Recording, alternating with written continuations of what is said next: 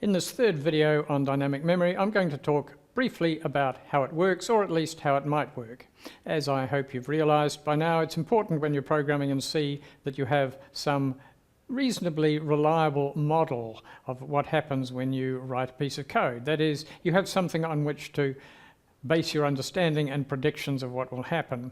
And so far, we haven't really given you that. We've just implied that malloc and free are sort of magic. So I'm going to give you at least one possible model. So the area of memory we're concerned with here is this bit called the heap. There was the memory map that I showed you earlier in the course, program code, couple of regions of global data, and this heap area.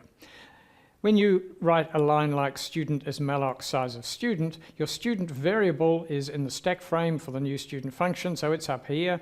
And what you get back from the call to malloc is a pointer to a lump of memory, a portion of the heap, a very small portion in this case. The size of it is the parameter you gave to malloc. So how does that all work?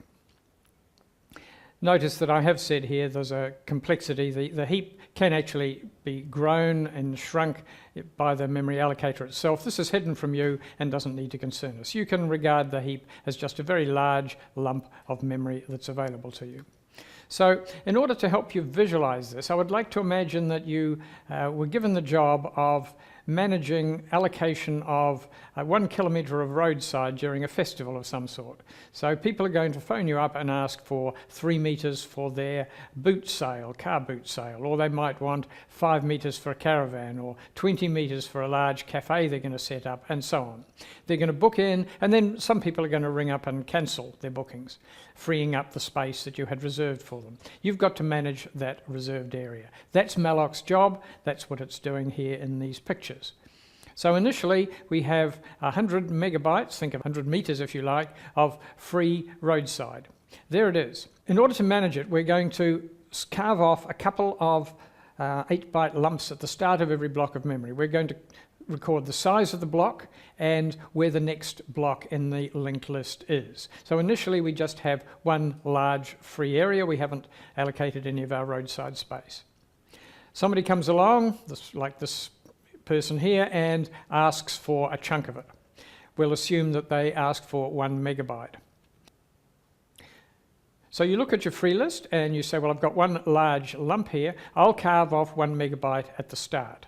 Actually, to be technical, you carve off 1 megabyte plus 16 because you need to have an extra 2 values here, a size and a next pointer, which is not in use at present. We'll see the use of that in a minute.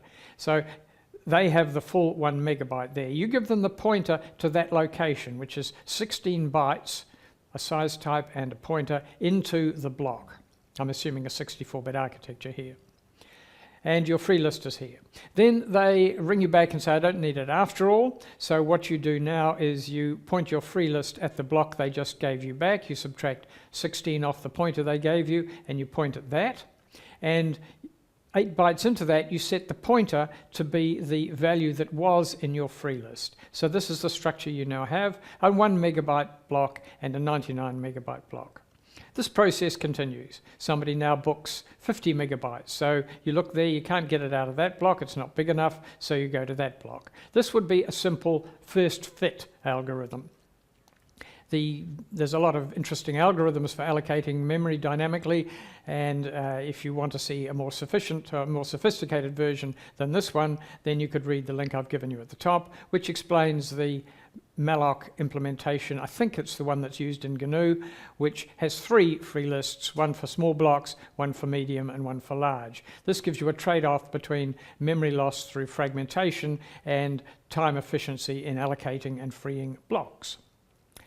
So hopefully that's given you enough to build on. The key point I want you to get is that what's sort of happening is something like this, and this, I think, highlights why it's so important you don't fall off the end of a block. If you're given a 1 megabyte block and you go 1 byte over, which would happen if, for example, you didn't allocate the extra space for the terminating byte of a string, you fall 1 byte off, you clobber that size, you really trash the data structure that the malloc system is using to manage its memory.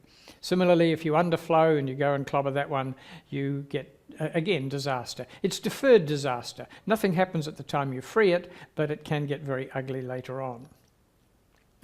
That's all for this video. Thanks for watching. Bye.